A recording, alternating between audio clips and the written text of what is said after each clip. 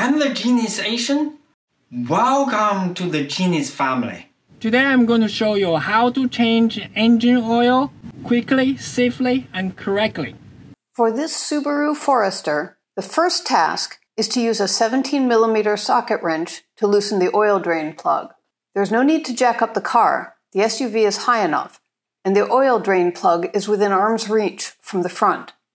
If your head is too large or your car's clearance is too low, watch my other video on how to raise your car safely without a jack. I put an oil pan in a box. The box will catch oil splashes, and it also lets me adjust the pan under the car more easily.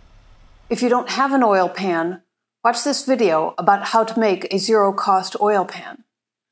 Loosen the drain plug first.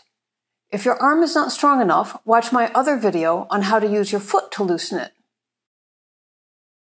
Once you loosen it with the wrench, then stop, put on a disposable glove, then turn the plug the rest of the way with your hand and let the oil out.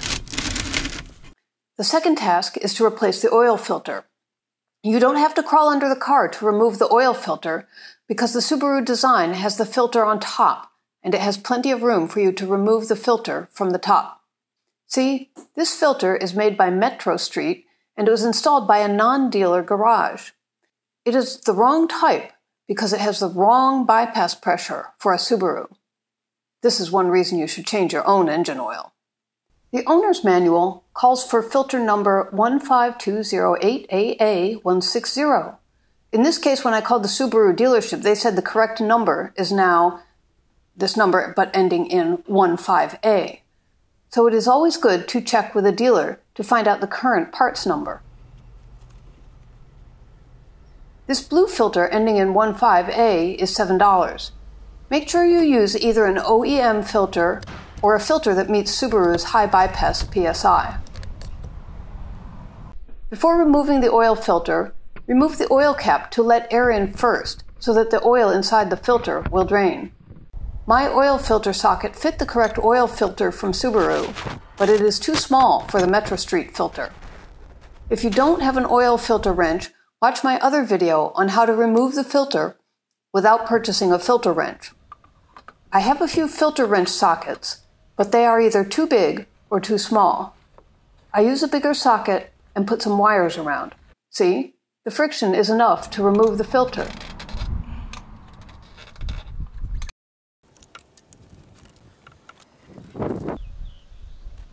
Clean the filter housing, dab some new oil on the filter seal. Put the new filter in. Just use your hand's torque. If you want to be more accurate, either tighten 7/8 turn after contacting the gasket or with a torque of 10 to 14 Newton meters. Then put the drain plug back. Use a funnel. If you don't have a funnel to add oil, check out my other videos on how to make a zero-cost oil funnel. The manual says we need 5.1 quarts of oil, but I have already used some oil last time from this 5-quart jug. I would like to use the rest of the 5-quart jug plus these 1-quart bottles. How do I estimate how much oil remains in this jug? See, there are tick marks on the jug to indicate oil volume. If you shake the jug, you can see the silhouette of the oil surface from this narrow, lighter vertical line. You can see the silhouette on this Mobil brand or this Pennzoil brand jug. If your jug is not as transparent as this, you may turn on the flashlight from your cell phone and shine either through the opening to aim at the inside of the bottle or from the outside, like this. If you open a new jug, you may cut the seal halfway. Watch my other video on how to pour oil. The manual says 5.1 quarts, but since you may not have drained the old oil completely, when you are approaching full, check the oil level before adding more.